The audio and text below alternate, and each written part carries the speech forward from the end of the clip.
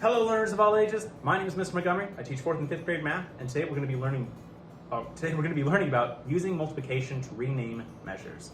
Now, in the last chapter we learned about different types of lengths, capacities, weights, and masses using the metric and the customary units of measurement. But in this chapter we're going to be learning about how to graph certain information, and in this lesson we're going to be learning how to graph different types of measurements. Well, also using multiplication. So, for example, our first problem says that Shannon has a piece of rope that's 3 yards long. How many feet long is Shannon's rope?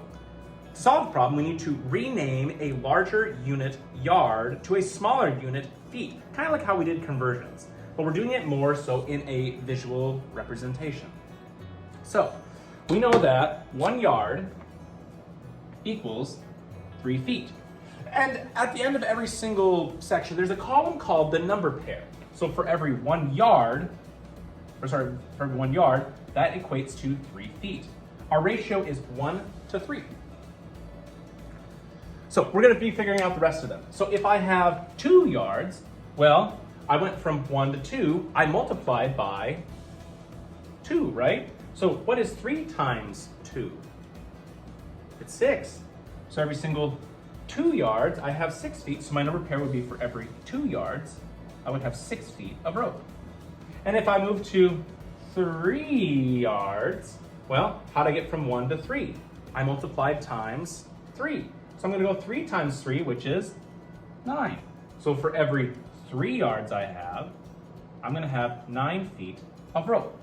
The last thing the book wants me to mention is that for all the number pairs in the table, the second number is 3 times the first number. So this is 3 times the first number. The number pair 1, 3, that means every single 1 yard I have is equal to 3 feet. These are something called equivalent measures. So let's take a look at another example. I'm going from meters to centimeters. Well, I know from my conversion rate of metric units that 1 meter is equal to 100 centimeters. Sometimes in your book, they'll give you an example of where the baseline starts. Sometimes they're going to have you look at the customary and metric units to figure out where you should start. So, for example, if they didn't give me these numbers at the very, very beginning, they would say, I'm converting from meters to centimeters. Well, if I start off with 1 meter, I would look at my metric units of length and figure out, okay, 1 meter is equal to 100 centimeters. Now, my number pair is for every 1 meter, I have 100 centimeters. Put that in parentheses. All right, so if I have 2, and they want me to figure out until I get to 3 or 4? 4. All right, extend it a little bit. Perfect. So if I have 2 meters, well, how'd I get from 1 to 2? I multiplied by 2. So what's 100 times 2? It's 200. So for every 2 meters I have 200 centimeters. Going from 1 to 3, multiplied times 3. From 100 times 3, that'd be 300. So for every 3 meters, I have 300 centimeters. And the last one, going from 1 to 4, I multiply 1 times 4 to get 4. And going from 100 to 400, yeah, there you go. You're starting to figure out the pattern now. 4 and 400 would be my number pairs. All right, my 4th grade friends, if we take a look at page 241 in your workbook, you will see that there's only one practice problem that we need to do. But if you're looking up on the board, you see that I've only written the chart. And that is because the multiplication section on the left is going to help you fill in the chart if you so desire. But I'm going to be helping you start the chart.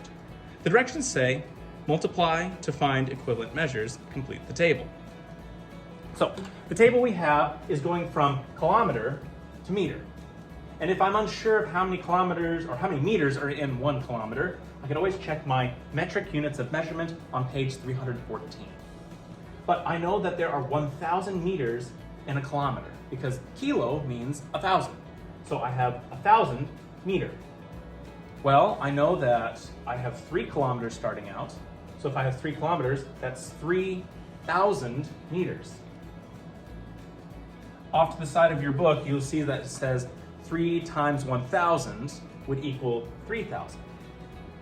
So my number pair is 3 and 3,000. Make sure that you give enough space in between. You could use a comma to separate them. Moving on to 6. Well, 6 is 6,000 meters. And my number pairing would be, for every 6 kilometers, I would have 6,000 meters. And off to the side, it would say, okay, 6 times 1,000 would equal 6,000. I'm gonna have you complete 9, 12, 15, and 18 on our chart. If you have any questions on using multiplication to rename measures, please let me know when you come to class tomorrow.